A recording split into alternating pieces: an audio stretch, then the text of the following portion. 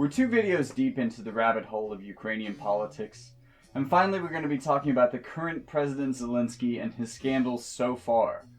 This is not a complete list, and I expect it to be outdated by the time that this video hits the airwaves. So let's dig into it. The story begins not even an hour into his presidency. Now in this video I'm going to be heavily quoting a well-spoken Reddit user who's a fairly worldly Ukrainian who's quite well politically informed. I've looked for sources to back up his claims, and in the cases that I quote him, it's because I found sufficient supporting evidence and I couldn't said it better myself. So here goes. In his inauguration speech, he announced that he was disbanding parliament, citing no cause or reason. Obviously, our constitution doesn't allow president to disband a parliament just because he wants to. Therefore, in the executive order, he said he had the right to do it because parliament had a very low approval rating and because technically there was no majority coalition for the last 3 years. Our parliament is forced by the law to find a configuration of parties to form a coalition that will include 50% plus of MPs in order to function and pass laws. How did they manage to work without this, you may ask? That's where technicality comes in. When the parliament was elected in 2014, they did form a coalition that included 2 major parties and 1 minor one. The coalition agreement was signed, and they started working. In 2016, that minor party left the coalition. 2 major parties still had over 50% of the seats, so they simply continued working and passing the laws. Zelensky's lawyers argued that the old coalition was void, and since no new coalition agreement was signed, the parliament was working illegally. The decision over the legality of this was passed to the Supreme Court, who decided, basically, that the Constitution didn't say he couldn't, so as a representative of the people, he could do it if he wanted to.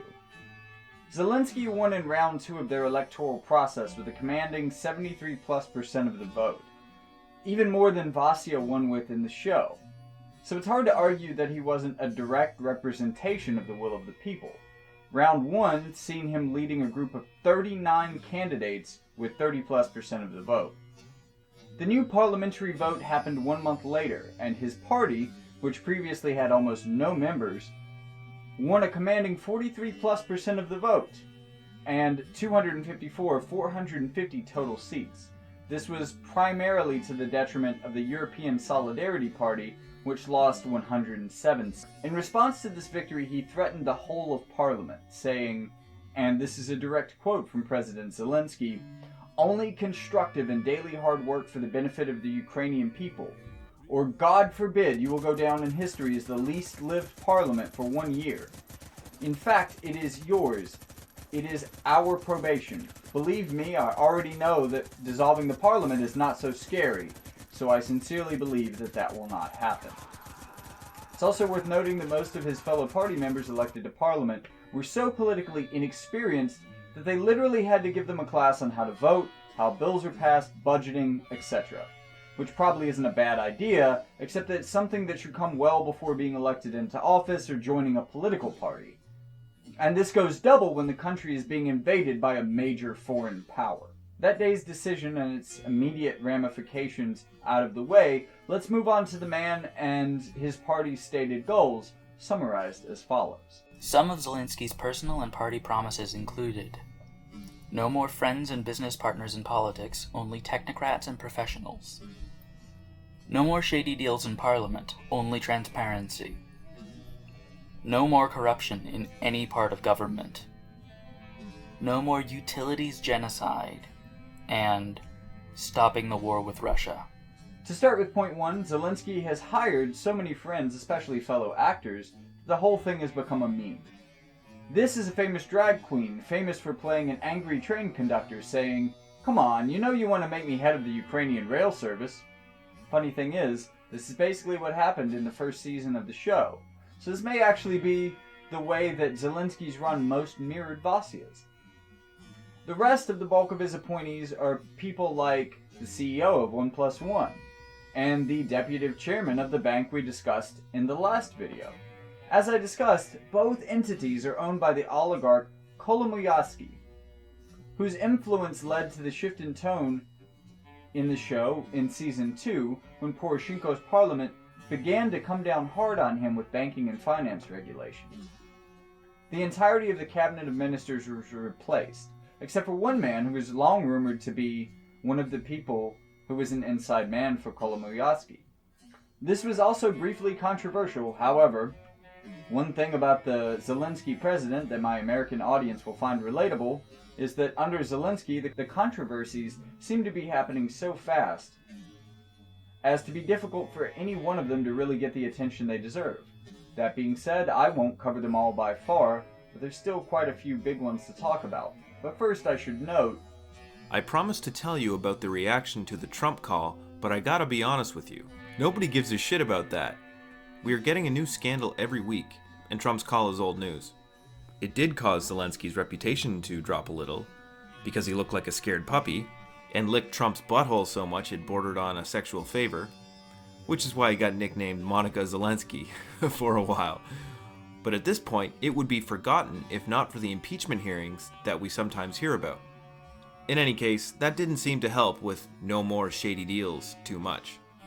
Ukrainian MPs have a long, shameful tradition of walking through the rows and voting fraudulently in place of absent people, other members of their party, also called button pushing, which means that 1. Parties don't need to have their members present to vote in full, and 2. Those absent members get plausible deniability and can say, I didn't vote for that law. Someone else pushed my button. They should be punished. as an American, this is deeply relatable. Moorfolk continues. Nobody has ever been punished, despite this being a clear violation of the Constitution. Zelensky vowed to stop the practice and remove anyone from the party who tries to use it. All party members signed a document promising never to do that. In September, 2 of them were caught on camera voting instead of other people. When confronted by journalists, one said, "The document I signed promising not to do that was not legally binding." Another one said, "It was very important law, so it was justified." They suffered no punishment. Some people were kicked from the party for not voting as the rest of the party, and they started saying that party members are being paid regular bribes of $5,000 by the party leadership to toe the line. There's also a tremendous and ongoing controversy about how he and his prosecutors are handling former officials who had taken anti-corruption stances, including the man who had run against him in round 2 of the 2019 election, none other than former President Poroshenko. But the most controversial of these investigations was the following. Nowhere is this seen as much as in the case of the former head of the National Bank of Ukraine, NBU. She's the one who hurt Kolomoyskyi the most. She spearheaded the financial reform that brought transparency and revealed his wrongdoings. She worked closely with IMF to ensure the system gets cleaned. She oversaw nationalization of Kolomoyskyi's bank to avoid financial crisis. For her efforts, she was recognized by the American Chamber of Commerce, European Bank for Reconstruction and Development, basically Europe's IMF, and obviously the IMF. At the same time 1+1 demonized her relentlessly, other TV stations that belonged to other oligarchs did as well, since she was such a pain in the ass for all of them. Produce price increase? Her fault.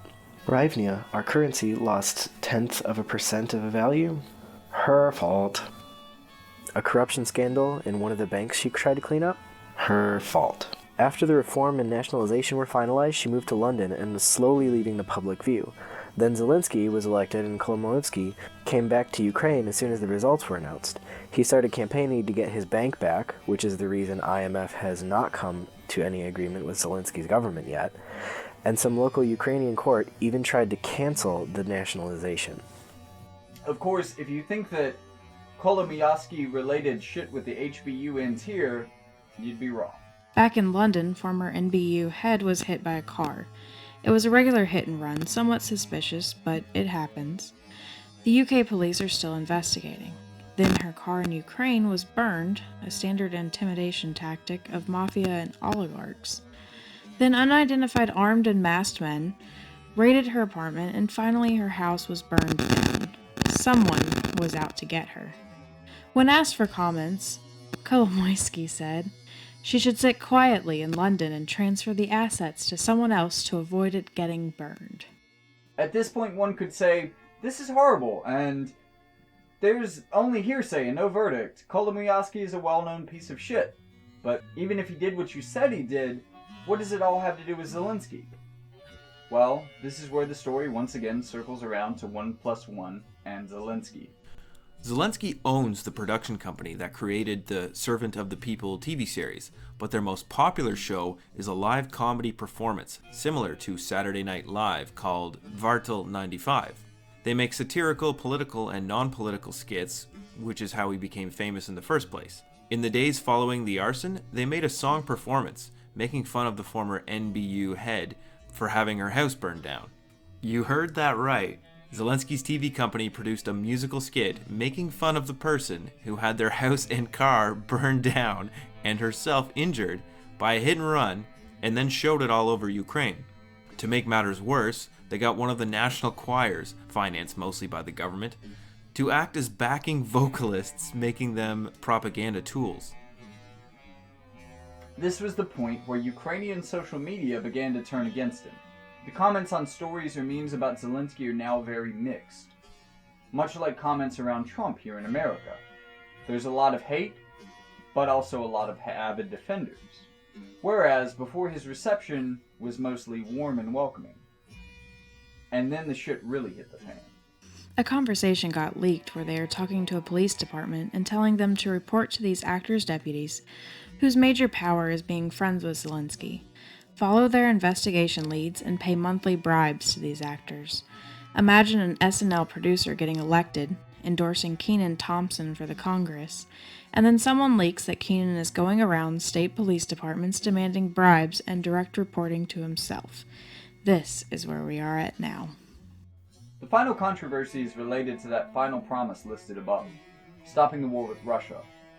Note that he didn't say win the war, just stop it.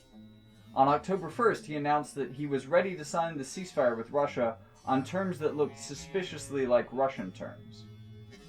This was when the first major protests of his presidency began. In an attempt to calm the people, Zelensky made a YouTube video saying, "Trust me, I'm not surrendering." The videos failed spectacularly. The protests continued for another week and ended in massive marches all over Kiev and some other cities. In these 2 weeks, Zelensky lost 7% of approval rating. He dropped the idea of the ceasefire and started looking for a face-to-face meeting with Putin. In an attempt to mitigate the damage, he went to the front lines where for some reason he started arguing with soldiers about Russians breaking the agreements and shooting, got angry and said, "Don't lie to me. I'm the president, not a dupe," which got him his second nickname, Mr. Not a Dupe. So for the record, that's Monica Zelensky and Mr. Not a Dupe. This leaves one last thing to clear up before I can bring this video to a close. Promise 4. Utilities genocide. If you're like me, you probably can't even imagine what that means, so I'm just going to let more folk explain. Ukrainians pay the lowest amount for utilities in Europe, something like 1/4, but not because our infrastructure is so effective. Quite the contrary, it's barely working. It's because utilities cost was used as a political tool starting in the USSR, and the government is subsidizing 70 to 80% of it. This means utility companies cannot be even remotely profitable by selling their services. Instead, most of them are owned by the oligarchs who then lobby subsidy amounts through their government puppets. Nobody is improving the infrastructure since it doesn't make any economical sense. Overall, a horrible system. Well, guess what? Zelensky Cabinet of Ministers announced that they will continue with this agreement and the prices will increase as planned. As a result, Cabinet of Ministers has an approval rating of 15% or so, despite consisting of only Zelensky's appointees. Parliament has an approval rating of around 35%. Zelensky is the only one whose approval rating is still high, around 60%. But at the same time, crowds in western Ukraine, where he had the lowest support to begin with, are already booing him and chanting, "Shame, shame."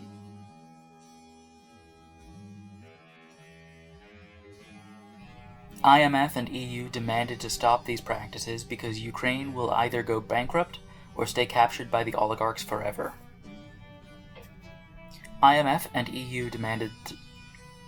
IMF and EU demanded to stop these practices because Ukraine will either go bankrupt or stay captured by the oligarchs forever. One of the requirements of the continuous cooperation was bringing utility costs to the market level, 4 times increase. Previous government has agreed to do so over the next 15 to 20 years. 1+1 and other oligarch channels dubbed the agreement Utilities Genocide and used it as a proof that Poroshenko wants to starve Ukrainians. I can't tell you how many people voted for Zelensky. I can't tell you how many people voted for Zelensky because he would cancel this genocide. So there we are. All in all, it's nothing like I expected from the show. Much like the only similarity between President Trump and The Apprentice is that nearly everyone he's hired he's had to fire in embarrassment. But with that being said, we've brought this whole series finally to a close. And I would just like to thank my patrons and everyone who's viewing this for giving me what it takes to keep doing these videos. I really appreciate you and giving me the time to write in a way that people will actually be able to see. That means a lot to me, and I thank you again for being there and for sticking around to the end, because that means a lot to me. And my video just went out behind me.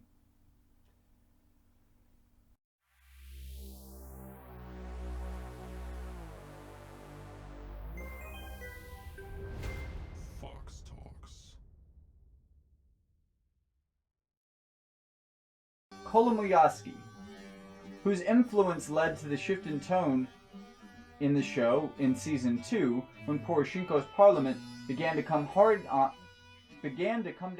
on him.